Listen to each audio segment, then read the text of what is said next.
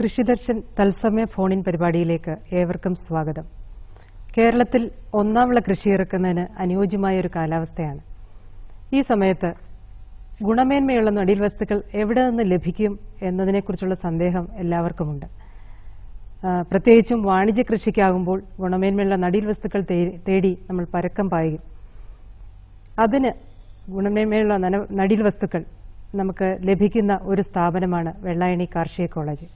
അവിടെ നിന്ന് നമുക്ക് ലഭിക്കുന്ന സേവനങ്ങൾ എന്തൊക്കെയാണെന്ന് ഉള്ള ഒരു ചർച്ചയാണ് ഇന്നത്തെ കൃഷിദർശൻ പരിപാടിയിൽ ഉദ്ദേശിച്ചിരിക്കുന്നത്.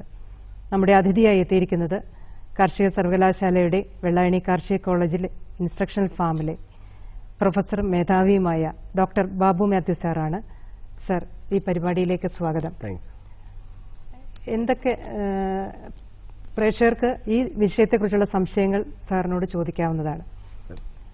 സാർ, വെള്ളായണി കാർഷിക കോളേജിന്റെ ഇൻസ്ട്രക്ഷണൽ ഫാമിൽ നിന്ന് എന്തൊക്കെ സേവനങ്ങളാണ് പൊതുജനങ്ങൾക്ക് ലഭ്യമാകുന്നതെന്ന് വിശദീകരിക്കാമോ? കേരളത്തിലെ ഒരു പുരാതന കാർഷിക വിജ്ഞാന കേന്ദ്രമാണ് കാർഷിക കോളേജ് വെള്ളായണി. 1955 സ്ഥാപിതമായ കാർഷിക കോളേജ് ഇന്ന് വളരെ പുരോഗമിച്ച് പലതരം നടീൽ വസ്തുക്കളും വിത്തുകളും നൽകാൻ പ്രാപ്തമായി മുമ്പോട്ട് വന്നിട്ടുണ്ട്. ഇവിടെ പ്രധാനമായും ഉദ്ദേശിച്ചിട്ടുള്ളത് നടീൽ വസ്തുക്കൾ ഫലവൃക്ഷങ്ങളുടെയും തെങ്ങ്, മാവ്, പ്ലാവ്, പുതുതരം ഫലവൃക്ഷങ്ങൾ, അതോടൊപ്പം തന്നെ പച്ചക്കറി വിത്തുകൾ, തൈകൾ, വാഴത്തൈകൾ, ടിഷ്യൂ കൾച്ചർ വാഴകൾ, ഇങ്ങനെ ഒരു നിരവധി ഏതാണ്ട് 450ഓളം ഇനത്തിൽ വരുന്ന നടീൽ വസ്തുക്കളും വിഭവങ്ങളും തയ്യാറാക്കി വച്ചിട്ടുണ്ട്. അത് കൃഷിക്കാർക്ക് എല്ലാവർക്കും കൊടുക്കാൻ സാധ്യമല്ലെങ്കിൽ പോലും സമീപിക്കുന്ന ഓരോ കൃഷിക്കാരനും ആവശ്യമനുസരിച്ച് കൊടുക്കാൻ സാധിക്കുന്നുണ്ട്. ഇത് നൽകുന്ന സേവനങ്ങളിൽ ഒരു പ്രത്യേക സമയമുണ്ടോ? ഒരു സീസണലായിട്ടാണോ ഈ ഓരോ നടീൽ വസ്തുക്കളും കൊടുക്കുന്നത് എന്ന്? അപ്പം അങ്ങനെ പറയേണ്ടതില്ല. എങ്കിൽ കൂടി തെങ്ങിൻ തൈ പ്രധാനമായും വർഷങ്ങളായി ജൂൺ 1-ാം തീയതിയാണ് കൊടുത്തു വരുന്നത്. എങ്കിൽ പോലും ഇപ്പോഴത്തെ സ്ഥിതി അനുസരിച്ച് ഞങ്ങൾ ഏതാണ്ട് ജൂൺ തൊട്ട് അടുത്ത ഒരു ജനുവരി വരെയും കൊടുക്കാനുള്ള സംവിധാനം ഒരുക്കിക്കൊണ്ടിരിക്കുന്നുണ്ട്. സാർ, ഈ തെങ്ങിൻ തൈ ജൂൺ മാസത്തിൽ മാത്രമേ കൊടുക്കൂ എന്നുള്ളതിന് എന്താണ് ഒരു പ്രാധാന്യം കൊടുത്തിരിക്കുന്നത്? ഏതൊരു കൃഷിക്കാരനും അറിയാവുന്നൊരു കാര്യമാണ്. വേനൽ മഴ ആരംഭിക്കുന്നത് മിക്കവാറും 10-ാം ഉദയത്തിന് ശേഷമാണ്.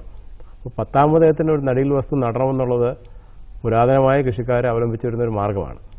എന്നാൽ ഇപ്പോൾ 10-ാം ഉദയത്തിന് മഴ കിട്ടി തുടങ്ങി, അതിനുശേഷം മഴ കിട്ടി തുടങ്ങിക്കഴിഞ്ഞാൽ 1, 2, 3 വേനൽ മഴയ്ക്ക് ശേഷം നടീൽ വസ്തുക്കൾ നടാനുള്ള പാകത്തിന് മണ്ണായി കഴിയുമ്പോൾ, അതിന് വേണ്ട കാലാവസ്ഥയും ആയി കഴിയുമ്പോൾ ജൂൺ 1, അതായത് ഇടവമാസം 1-ാം തീയതി, ഇന്ന് ഇടവമാസം 1-ാം തീയതിയാണ്, എന്നാൽ ഇടവപ്പാതിയോടുകൂടി മണ്ണ് കൃഷി ഇറക്കാൻ പാകമാകും എന്നുള്ളൊരു ധാരണയിലാണ് നമ്മൾ അങ്ങനെ മുമ്പോട്ട് പോയിക്കൊണ്ടിരിക്കുന്നത്. വെള്ളായണിയിൽ നിന്ന് ഏതൊക്കെ തെങ്ങിൻ തൈകൾ ഏതൊക്കെ ഇനം തെങ്ങിൻ തൈകൾ നമുക്ക് ലഭ്യമാണ്? വെള്ളായണി കാർഷിക കോളേജ് വർഷങ്ങളായി കോമാടൻ എന്നുള്ള ഒരു ഇനത്തിലാണ് പ്രസിദ്ധമായിരിക്കുന്നത്.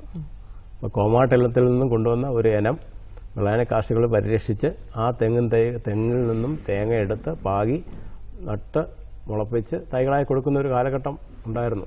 കേരളത്തിൽ അങ്ങോളം ഇങ്ങോളം വിദേശ രാജ്യങ്ങളിലും കോമാടൻ എന്ന് പറയുന്ന ഇനം വളരെ പ്രീതി സമ്പാദിച്ച ഒരു ഇനമാണ്. അതിനുശേഷമാണ് ഹൈബ്രിഡുകളും മറ്റ് കുറിയ ഇനങ്ങളും ഒക്കെയും കൃഷിക്കാർ അറിഞ്ഞു തുടങ്ങിയത്. കോമാടനാണ് പ്രധാന ഒരു തെങ്ങിൻ തൈ.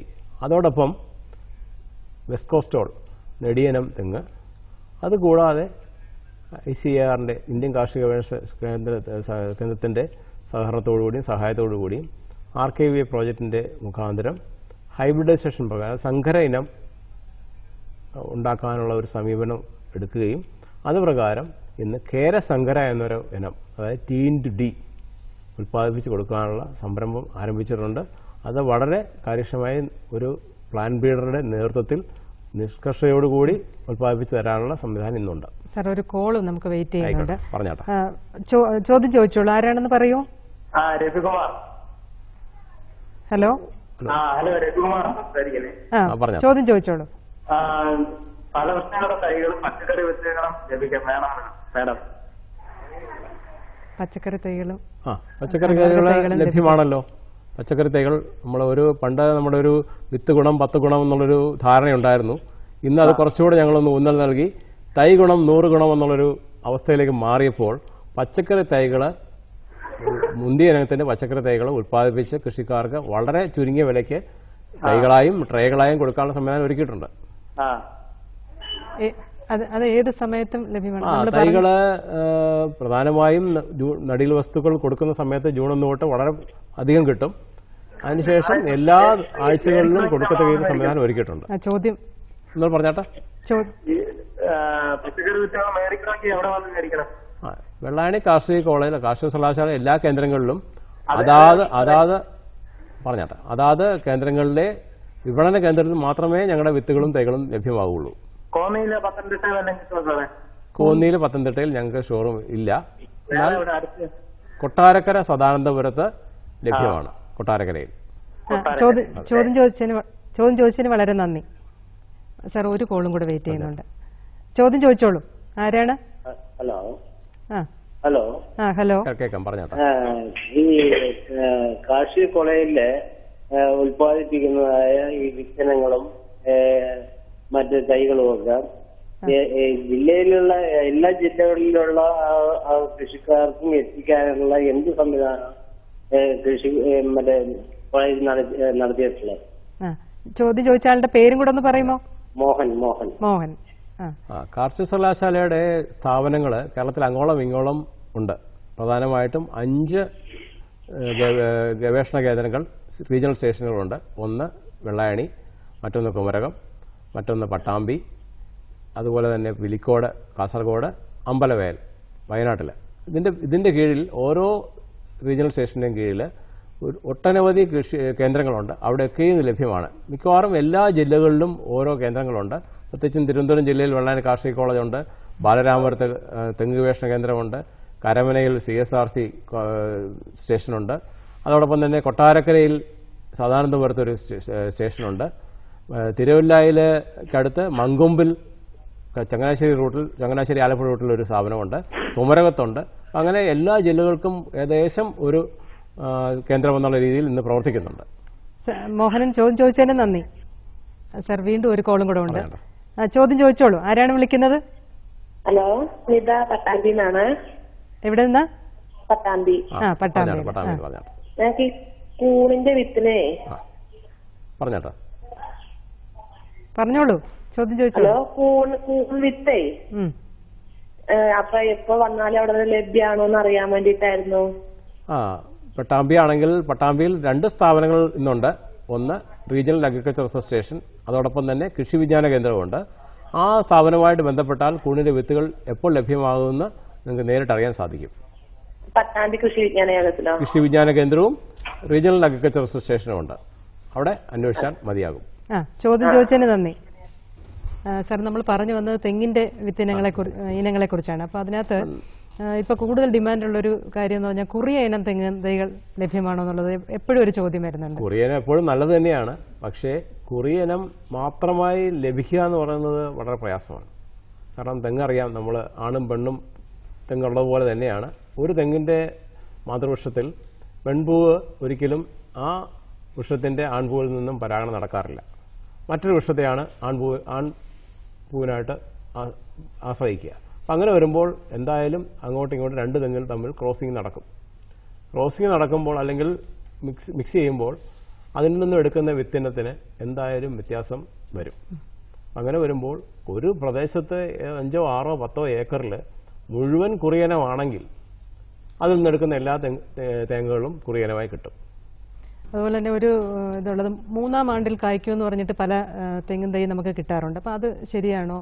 അങ്ങനെ പലരും അവകാശപ്പെടുന്നുണ്ട്. എങ്കിൽ കൂടി മിക്കവാറും ഹൈബ്രിഡ് ഇനങ്ങൾ, കേരസങ്കര പോലെ ഇനങ്ങളൊക്കെയും 3-3.5 വർഷത്തിൽ കായ്ക്കും. പക്ഷെ ഒരു കാര്യമുണ്ട്, ഒരു തെങ്ങിന് അവകാശപ്പെട്ട സ്ഥലവും അതിനുവേണ്ട വെള്ളവും അതിനുവേണ്ട പരിചരണവും അത്രയും വെയിലും കിട്ടണം.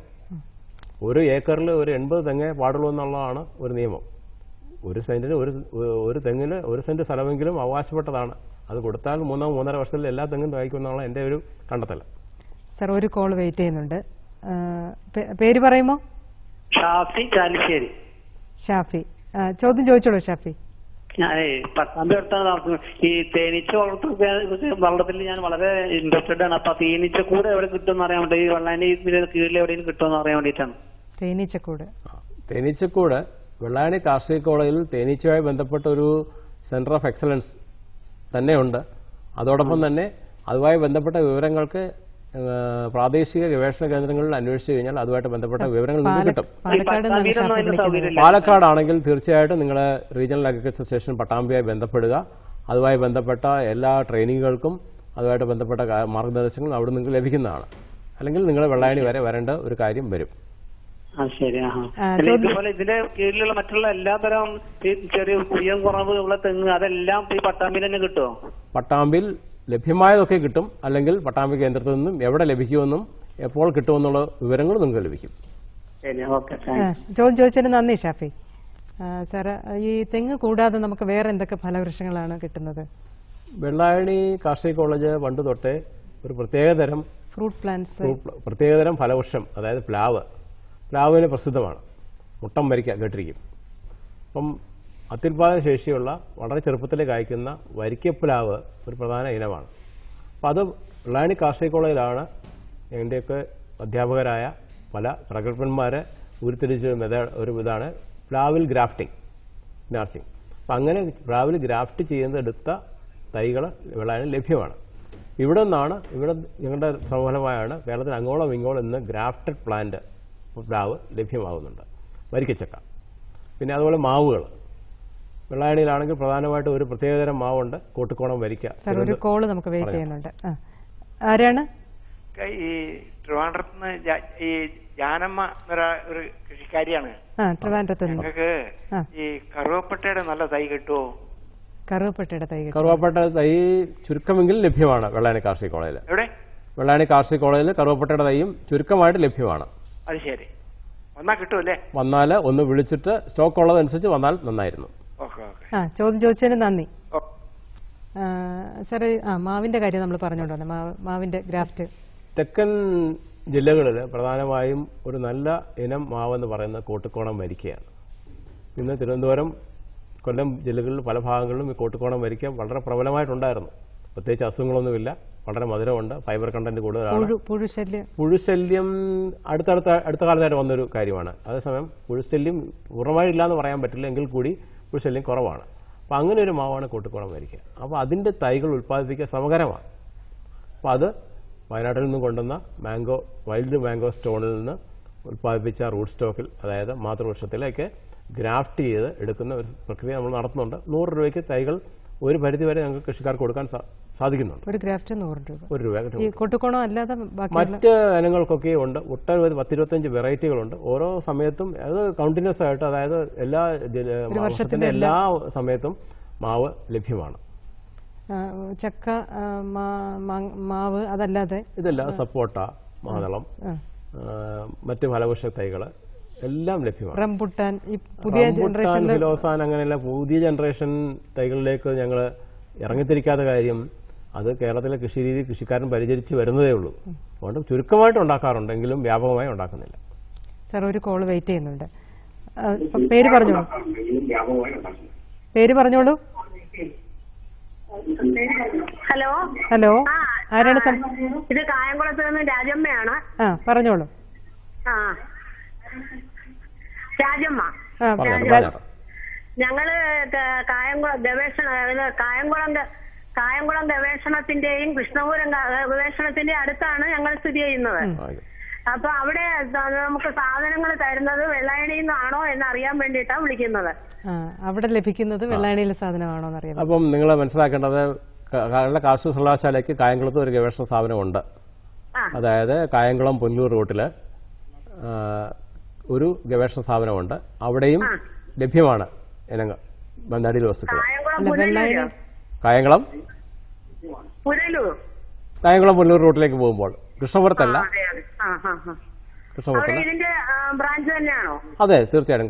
കേരള കാർഷിക സർവകലാശാല കീഴിലുള്ള എല്ലാ സ്ഥാപനങ്ങളും ബ്രാഞ്ചല്ല, കാർഷിക സർവകലാശാലയുടെ വിവിധ കേന്ദ്രങ്ങൾ തന്നെയാണ്. ചോദ്യം ചോദിച്ചതിന് നന്ദി രാജമ്മ. സാറേ, നമ്മൾ ഫലവൃക്ഷങ്ങളുടെ കാര്യം പറഞ്ഞു വന്നത്. അപ്പോൾ ഇപ്പൊ കൂടുതലൊരു പ്രചാരം വരുന്ന ഒരു മുള്ളാത്ത, ക്യാൻസറിന് അഗൻസ്റ്റായിട്ട് മുള്ളാത്ത കൊള്ളാന്ന് പറയുന്നത്. അപ്പൊ അതിന്റെ തൈകളോ, ലക്ഷ്മി തരു, അങ്ങനെയുള്ള ലക്ഷ്മി തരു, മുള്ളാത്തയുടെയൊക്കെ വൃക്ഷങ്ങളുണ്ട്. തൈകൾ ഉൽപ്പാദിപ്പിച്ച് തുടങ്ങിയിട്ടുണ്ട്. വ്യാപകമായി ഉൽപ്പാദിപ്പിക്കേണ്ട കാര്യമുണ്ടെന്ന് ഞങ്ങൾക്ക് ഇതുവരെ ശ്രദ്ധയിൽപ്പെട്ടിട്ടില്ല. എങ്കിൽ കൂടി ഡിമാൻഡ് വരുന്നുണ്ട്. ഇതൊന്നും പക്ഷേ മുള്ളാത്തയും ലക്ഷ്മി തരുവും ഒക്കെ ക്യാൻസറിന് ചികിത്സ ഫലപ്രദമാണെന്ന് ഒരു ഗവേഷണ ഫലത്തിൽ കൂടി തെളിയിച്ചിട്ടില്ലാത്തതുകൊണ്ട് ഞങ്ങൾക്ക് അങ്ങനെ ഒരു ഗവേഷണ സ്ഥാപനത്തിന് അത് ഉൽപ്പാദിപ്പിച്ച് ക്യാൻസറിന് പ്രതിവിധി ഉണ്ടെന്ന് പറയാനുള്ള ബുദ്ധിമുട്ട് ഇപ്പോഴുണ്ട്. ഈ തൈകൾ കൂടാതെ ബാക്കി എന്തൊക്കെ സേവനങ്ങളാണ് നമുക്ക് അവിടെ നിന്ന് കിട്ടുന്നത്? തൈകൾ മാത്രമല്ല, പ്രധാനമായിട്ടും മറ്റ് സർവകലാശാലയുടെ പ്രസിദ്ധീകരണങ്ങൾ, സർവകലാശാലയിൽ ഒട്ടനവധി പ്രസിദ്ധീകരണങ്ങളുണ്ട്. ഒട്ടനവധി പ്രസിദ്ധീകരണങ്ങളുടെ ഇപ്പോൾ ലഭ്യമായ എല്ലാ പ്രസിദ്ധീകരണങ്ങളും വെള്ളായണി കാർഷിക കോളേജിലെ സെയിൽസ് കൗണ്ടറിൽ ലഭ്യമാണ്. ഒന്ന്. അതുപോലെ ഈ കൃഷിയെക്കുറിച്ചുള്ള പരിശീലനങ്ങൾ കർഷകർക്ക് കൊടുക്കുന്നുണ്ട്. കൃഷിയെക്കുറിച്ച് പരിശീലനങ്ങൾ കൊടുക്കാനായിട്ട് നടൽ വസ്തുക്കൾ വിൽപ്പന കേന്ദ്രത്തിലല്ല, ഇവിടെ കാർഷിക കോളേജിൽ തന്നെ ട്രെയിനിങ് സർവീസ് സ്കീമുണ്ട്. ഇതിന് വിവിധ മേഖലകളിൽ ഞങ്ങൾ കൃഷിക്ക് ട്രെയിനിങ് കൊടുക്കുന്നുണ്ട്. അല്ലെങ്കിൽ തന്നെ കൃഷിക്കാർ വന്നു കഴിഞ്ഞാൽ നേരിട്ട് കൃഷിയിടത്തിൽ പോയി കണ്ട് മനസ്സിലാക്കാനുള്ള സംവിധാനം ഒരുക്കിയിട്ടുണ്ട്. ഒരു ഗ്രൂപ്പായിട്ട്, ഒരു കർഷക സംഘം ഗ്രൂപ്പായിട്ട് വന്നാൽ നമുക്ക് അതിന് ഗ്രൂപ്പായിട്ട് വന്നു കഴിഞ്ഞാൽ കണ്ടറിയാനുള്ള സംവിധാനമുണ്ട്. ഇപ്പോൾ ചെറിയൊരു ഫീ 4 രൂപ ചുമത്തിയിട്ടുണ്ട്, അത് ഗ്രൂപ്പായിട്ട് വരുന്ന ആൾക്കാർക്ക്. അതിനുശേഷം അവർക്ക് സേവനം ഒരു ദിവസം മുഴുവനും പോയി കൃഷിയിടങ്ങൾ കാണാനും അതോടൊപ്പം തന്നെ കാർഷിക സർവകലാശാലയുടെ സേവനങ്ങൾ ലഭ്യമാക്കുന്ന എവിടെയെന്നും അതുമായിട്ട് ബന്ധപ്പെട്ട കാര്യങ്ങൾ അറിയാനും കൊണ്ടു നടന്ന് കാണിക്കുവാനുള്ള സംവിധാനം ഇന്നുണ്ട്.